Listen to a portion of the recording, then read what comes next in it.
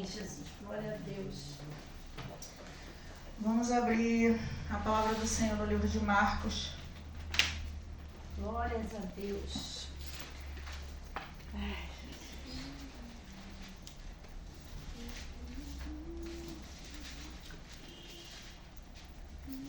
Marcos 14.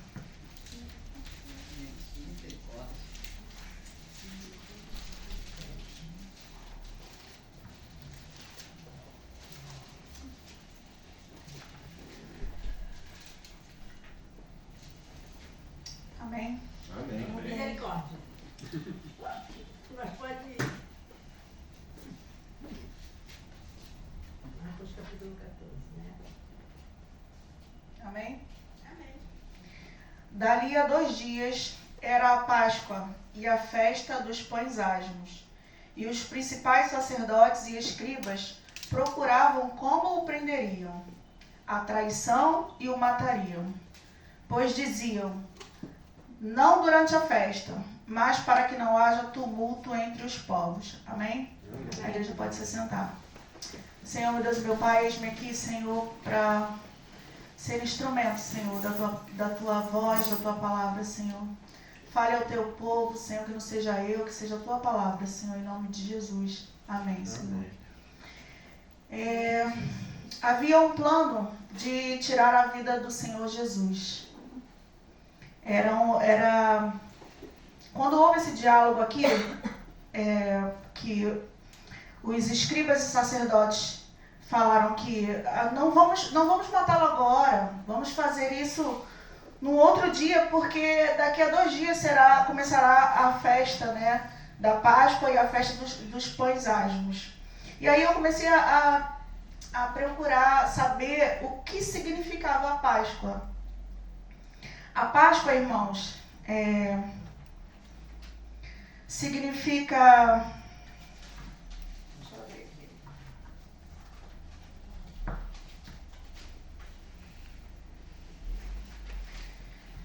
Estou muito nervosa hoje, eu nunca fiquei tão nervosa para pregar. A Páscoa, irmãos, significa a passagem, a libertação. E aí, Deus me levou lá para o livro de Êxodo 3. Queria que os irmãos abrissem. Êxodo capítulo 3. Êxodo 3. Deus fala com Moisés em meio da sarça ardente.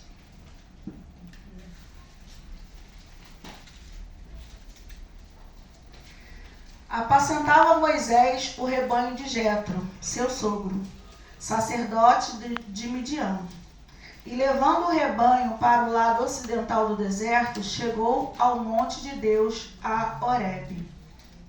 Apareceu-lhe o anjo do Senhor numa chama de fogo, no meio de uma sarça. Moisés olhou, e eis que a sarça ardia em fogo, e a sarça não se consumia. Então disse consigo: irei para lá e verei essa grande maravilha. Por que a sarça não se queima? Vendo o Senhor que ele se voltava para ver, Deus, no meio da sarça, o chamou e disse: Moisés, Moisés. E ele respondeu: eis-me aqui. Deus continuou: não te chegues para cá, tire as sandálias dos pés, porque o lugar em que estás é terra santa. Disse mais: eu sou o Deus de teu pai, o Deus de Abraão, o Deus de Isaque e o Deus de Jacó. Moisés escondeu o rosto, porque temeu olhar para Deus. Disse ainda o Senhor: certamente vi a aflição do meu povo que está no Egito, e ouvi o seu clamor por causa dos seus exatores. Conheço-lhe o sofrimento, e por isso desci a fim de livrá-lo da mão dos egípcios, e para fazê-lo subir daquela terra a terra boa e ampla, terra que mana leite e mel, o lugar do cananeu, do eteu, do amorreu, do ferizeu, do eveteu e do jebuseu. Pois o clamor dos filhos de Israel chegou até a mim, e também vejo a opressão com que os egípcios os estão oprimindo. Amém? Só até aqui. Aí eu comecei a lembrar, né, que essa passagem fala, irmãos, que o povo de Israel estava cativo no Egito. Já fazia 400 a mais ou menos 430 anos. E o povo cativo se lamenta. O povo cativo chora. O povo cativo é um povo triste. E esse sofrimento chegou até os olhos do Senhor. Nós estamos vendo, né, o que está acontecendo lá em Israel. Algumas pessoas que não morreram foram levados cativos e a gente pode dimensionar como era ser cativo quando a gente olha para o que está acontecendo hoje.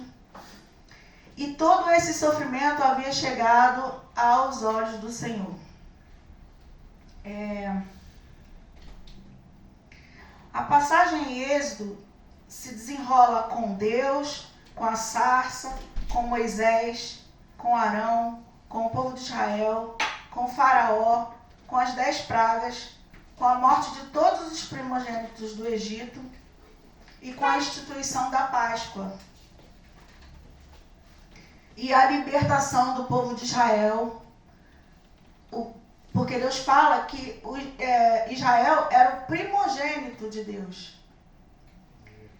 E aí eu fiquei refletindo sobre ser liberto, ser cativo e ser liberto.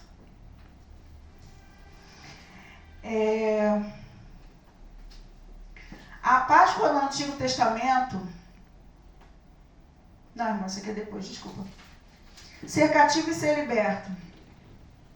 Em Êxodo que nós lemos, Deus resolveu acabar com o sofrimento do seu povo. Deus também resolveu se revelar a Moisés. Deus também decidiu escolher Moisés para essa grande missão de libertação do povo. Deus diz a Moisés quem ele era. No versículo 3:6 diz: Eu sou o Deus do teu pai, o Deus de Abraão, o Deus de Isaac, o Deus de Jacó.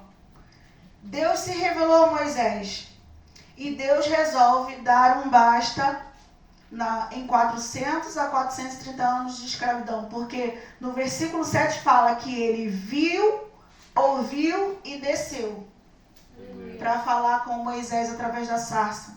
Então ele desceu a fim de dar um basta. E como que ele iria dar um basta naquela escravidão? Enviando Moisés para uma grande obra. No 7 fala assim: Disse ainda o Senhor: Certamente vi a aflição do meu povo que está no Egito e ouvi o seu clamor por causa dos seus exatores. Conheço-lhe o sofrimento. E por isso desci a fim de livrá-lo da mão dos egípcios e para fazê-lo subir daquela terra a uma terra boa e ampla, terra que mana leite e mel. Moisés, irmãos, ele no capítulo 4, peraí, irmãos, que eu anotei tanta coisa.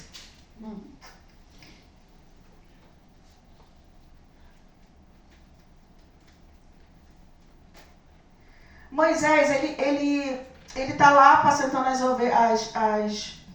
o rebanho de Jetro e ele tem esse encontro com Deus através da sarça ardente e ele volta para a casa de Jetro junto com todo o seu rebanho e já começa a pôr em prática aquilo que Deus havia lhe incumbido. Jetro, voltei, toma aqui seus rebanhos, eu preciso ir, eu preciso voltar. Eu anotei onde estava escrito isso, peraí. Só um minutinho, irmãos. Deixa eu só mexer aqui, porque... Aqui, ó. Capítulo 4, 18.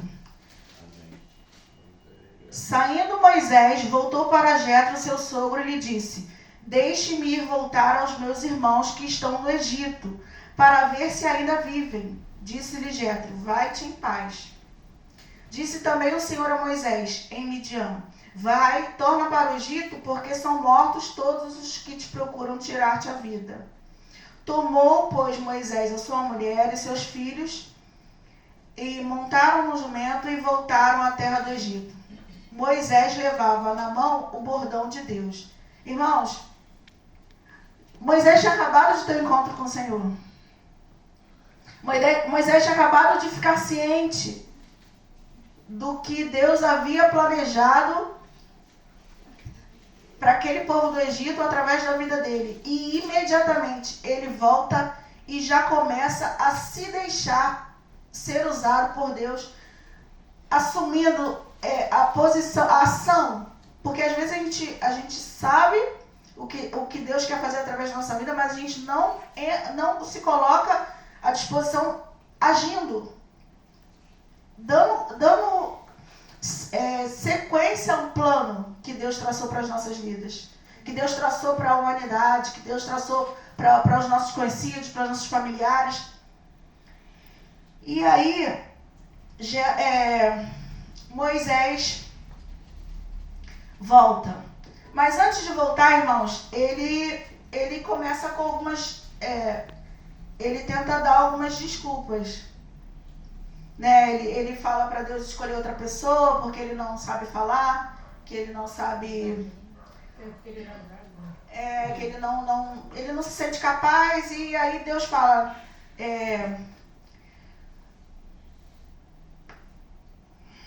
vai, pois, agora, e eu serei com a tua boca e te ensinarei o que has de falar. 4:12, tá, irmãos, que eu tô lendo. Ele, porém, respondeu: Senhor, envia aquele que has de enviar, menos a mim. Então se sucedeu a ira do Senhor contra Moisés e disse: não é Arão o levita teu irmão? Eu sei que ele fala fluentemente, e eis que ele sai ao teu encontro e vendo-te se alegra em seu coração. Tu, pois, lhe falarás e lhe porás na boca as palavras, e eu serei com a tua boca e com a dele, e vos ensinarei o que deveis de fazer. Aleluia. Ele falará por ti ao povo, ele te será por boca, e tu lhe serás por Deus. Aleluia. Toma, pois, este bordão na mão, com o qual hás de fazer os sinais. E Moisés foi. E aí, eu creio que os irmãos conhecem essa passagem do capítulo 5 até o 12 de Êxodo. Se desenrola toda aquela situação de Deus mandando Moisés diante do rei, diante do faraó, para libertar o povo, e o faraó resiste, e aí Deus começa a enviar as pragas, no total de 10.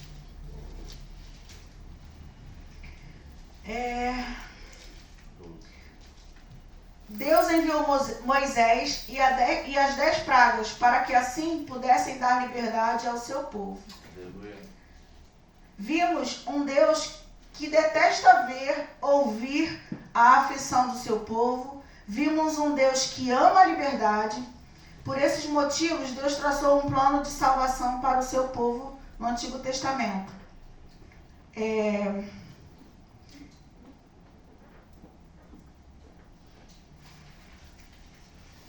E aí, irmãos, eu quero ler. Eu estou muito nervosa hoje, gente. Os irmãos me perdoem. Jesus. Irmão, Tá tudo bem, toma bem. Eu quero, irmãos, que os irmãos reflitam sobre a escravidão e a liberdade. Entre o plano de Deus e o projeto do inimigo. O inimigo, ele tem alguns projetos, mas Deus tem planos. Aleluia! Projeto é como se fosse um esboço de algo que pode, por exemplo, uma planta de uma casa. Eu desenho lá como eu quero a minha casa. Ali é um projeto. Mas na hora do construtor começar a levantar as paredes, definir espaço, onde vai ser quarto, janela, eu posso mudar. Eu posso mudar. É o inimigo. E Deus, é Ele quem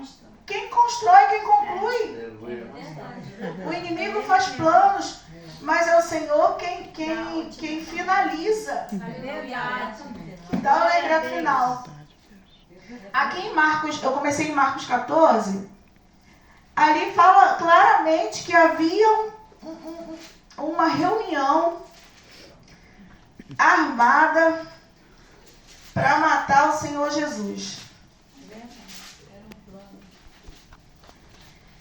O inimigo, engraçado, eu fico pensando, Deus tinha um plano de entregar Jesus na cruz. E o diabo tinha um plano, um projeto de prender Jesus à traição para que ele chegasse à morte. E o diabo achava, enquanto Jesus estava caminhando para a crucificação, que ele havia vencido. Isso aí. Os planos de Deus são muito maiores. A finalidade, É sabe? verdade. Aleluia. Vocês conseguem entender o que eu estou É, falando? sim. Sim, conseguimos. O diabo achando o tempo todo que ele estava vencendo.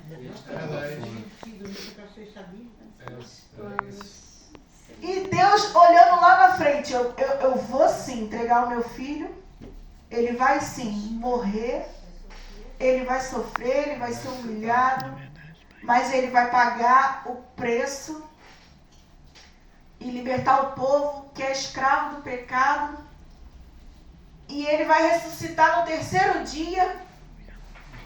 E o povo pelo qual ele vai morrer será feito filhos de Deus.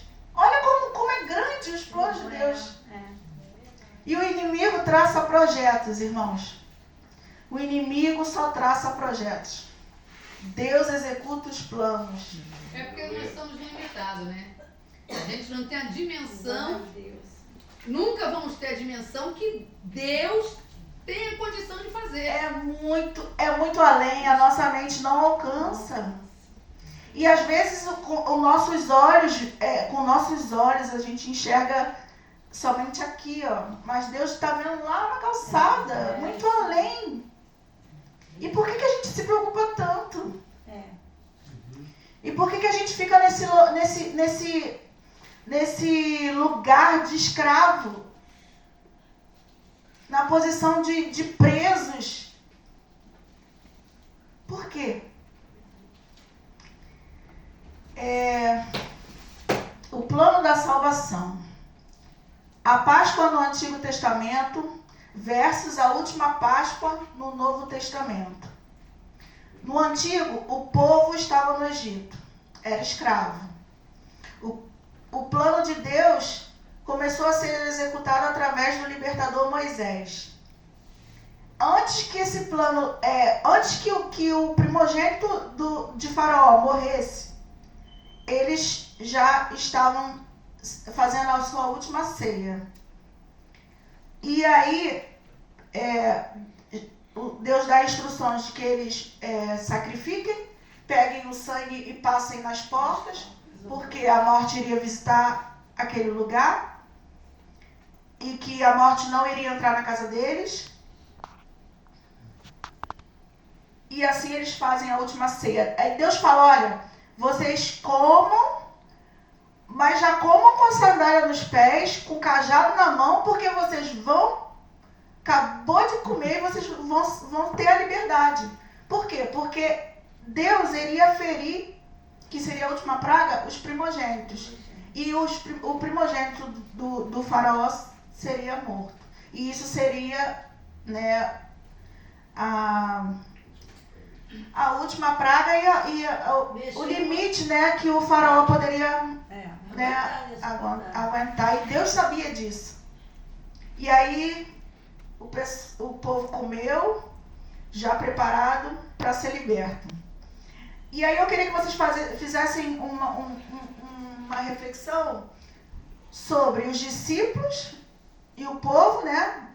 Já quando Jesus estava para ser crucificado, o povo ainda subjugado pelos romanos, o plano de Deus em fase avançada sendo executado através do Senhor Jesus como Salvador, a última ceia antes de Jesus ser crucificado para que o povo fosse livre do pecado. Vocês conseguem fazer essa analogia, cruzar essas informações? No Antigo Testamento, o Senhor enviou Moisés. Está igualzinho a pregação de hoje à tarde. Só não é o mesmo versículo, mas igualzinho. Louvado seja Deus.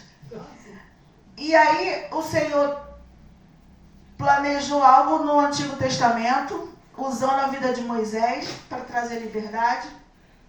E no Novo, o Senhor usa a vida do Senhor Jesus para também nos trazer liberdade. Ao lermos esses dois textos, podemos entender e dimensionar o poder, o amor, o cuidado, a estratégia e a organização do nosso Deus. Aleluia. Estamos diante de um Deus que detesta a escravidão e ama a liberdade. Um Deus que enviou e continua enviando eu, você e quantos quer que forem necessários para não mais ter que ver o sofrimento daquele que se encontra cativo. Aleluia. Glória a Assim como Moisés, Arão, Josué e tantos outros. O Deus de toda a liberdade, o Deus da salvação, nos chama para continuarmos o plano da salvação. Amém. Deus se importa conosco, seja qual for a nossa situação que ainda nos escraviza. Deus quer e pode nos pôr em liberdade. Amém. Há um plano em andamento e nós, os que aceitamos o chamado do Senhor, estamos ativos nesse plano. Aleluia. Vocês têm noção do lugar que cada um aqui tem, que se encontra? É verdade. É tremendo. Podemos dizer que eu sou como Moisés, podemos dizer que você é como Moisés, você é como Arão. Qual é o povo que você vai libertar? É verdade, gente.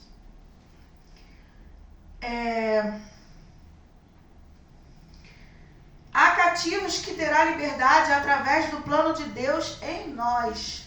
E agora eu queria que os irmãos abrissem lá em Gálatas 5.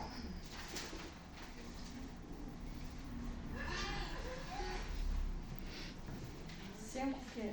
5:1. Aleluia. Ai, Jesus. Amém, irmãos? Amém. Amém. Para a liberdade foi que Cristo nos libertou. Permanecei, pois, firme e não vos submetais de novo ao jugo da escravidão. Aleluia. Oh, aleluia. Nós já fomos libertos. Mas nós podemos voltar a sermos escravos de novo. Meu Deus. Escravo é todo aquele que não consegue usufruir da liberdade que há em Cristo Jesus. Aleluia. Você está preso para alguma coisa? Alguma mágoa? Alguma tristeza? Se você não está conseguindo usufruir da liberdade que há em Cristo Jesus, você é escravo. Escravo é todo aquele que não encontrou a verdade. Escravo é todo aquele que não entendeu a verdade. Porque não basta ter contato com a verdade, tem que conhecer. E como que a gente conhece? Lendo, aprendendo. Eu confesso, irmãos, que eu comecei a escrever e eu falei, Senhor, eu preciso ler mais, porque é através da palavra, irmãos. É através da palavra. Conhecereis a verdade vos libertará. E aí, aqui em Gálatas 5 fala, para a liberdade foi que Cristo vos libertou. Permanecei, pois, firme e não vos submetais de novo ao jugo da escravidão.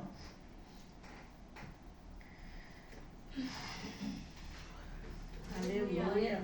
Glória a Deus. Nós precisamos, irmãos, eu me incluo nisso, vigiar mais. Porque qualquer palavra mal colocada, Mal proferida. mal dita, sendo maldita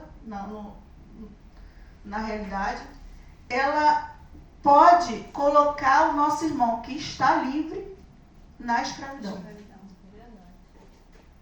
Porque a escravidão, ela está na mente. Nós podemos ter uma mente cativa. E aí está a psicóloga, né, a futura psicóloga Jéssica, que está estudando isso. Uma mente cativa, ela abre portas para a depressão, para o suicídio, para várias oportunidades para o diabo colocar o projeto dele, executar o projeto em planos diabólicos. É verdade. E aí, Paulo estava preocupado com o povo, dizendo para que eles permanecessem firmes, para que eles não se submetessem de novo ao jugo da escravidão. Deus detesta ver o povo preso a algum pensamento, a alguma atitude. Porque a gente preso, a gente vai chorar, vai gemer, e o Senhor vai ouvir e vai fazer algo para nos socorrer. Aleluia. E aí, irmãos, eu vou precisar ler o 5 todo, porque aqui são instruções para nós como igreja. Eu, Paulo, vos digo que Paulo, vos digo que se vos deixar de circuncidar, Cristo de nada vos aproveitará. Isso era um ato que se fazia no passado. O homem, todo mundo sabe o que significa circuncidar, achava que só sendo circuncidado, ele já seria salvo. Quando na realidade não era. De novo testifico a todo homem que se deixa circuncidar, que está obrigado a guardar toda a lei. De Cristo vos desligastes, vós que procurais justificar-vos na lei da graça decaístes. Porque nós, pelo Espírito, aguardamos a esperança da justiça que provém da fé. Porque em Cristo Jesus nem a circuncisão nem a incircuncisão tem valor algum, mas a fé que atua pelo amor. Vós correis bem. Quem vos impediu de continuar a obedecer à verdade? Esta persuasão não vem daqueles que vos chamam. Um pouco de fermento leveda toda a massa. Confio de vós no Senhor, que não alimentareis nenhum outro sentimento, mas aquele que vos perturba, seja ele quem for, sofrerá condenação. Eu, porém, irmãos, se ainda prego a circuncisão, por que continuo sendo perseguido? Logo está desfeito o escândalo da cruz. Tomara até se mutilassem os que vos incitam à rebeldia. Porque vós, irmão, fostes chamados à liberdade, porém não useis da liberdade para dar ocasião à carne.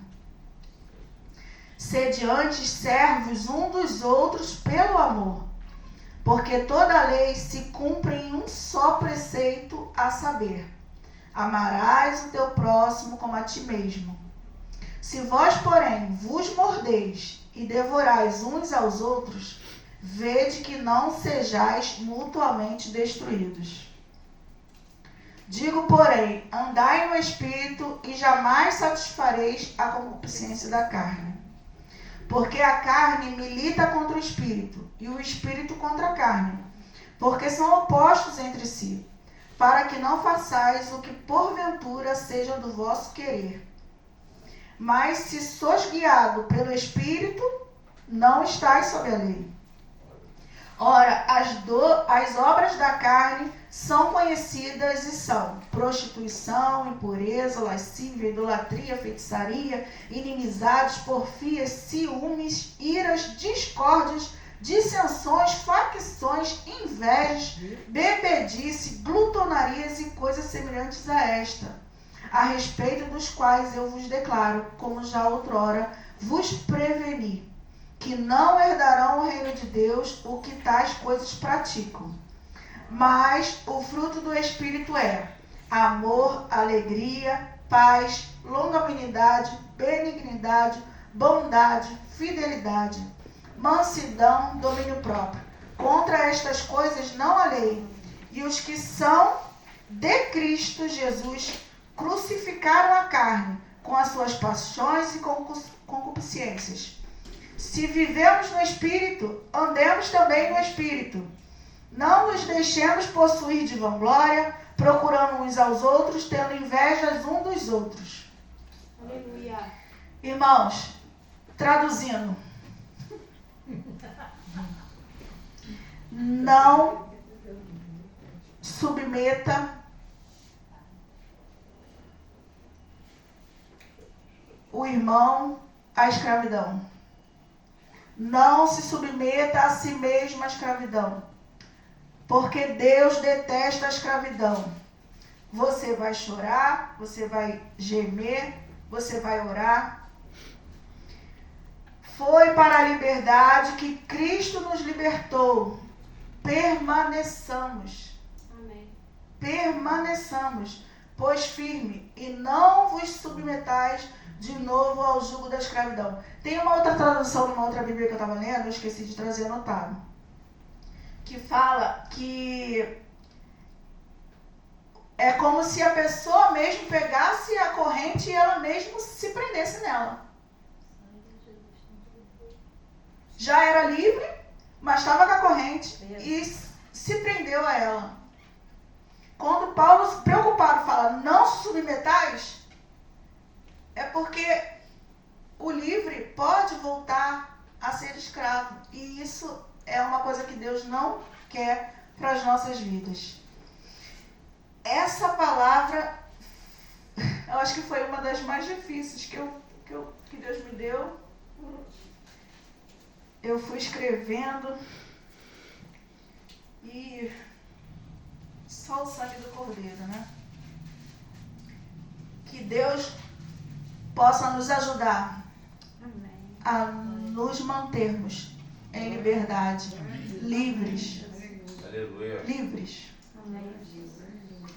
A liberdade, ela nos deixa mais felizes. É verdade. Ela nos deixa menos preocupado, né? Porque sabemos que Deus vai fazer, confiamos mais, cremos mais, adoramos mais, nos entregamos mais, tratamos melhor uns aos outros. E é essa a palavra que Deus me deu. Eu agradeço a oportunidade em nome de Jesus.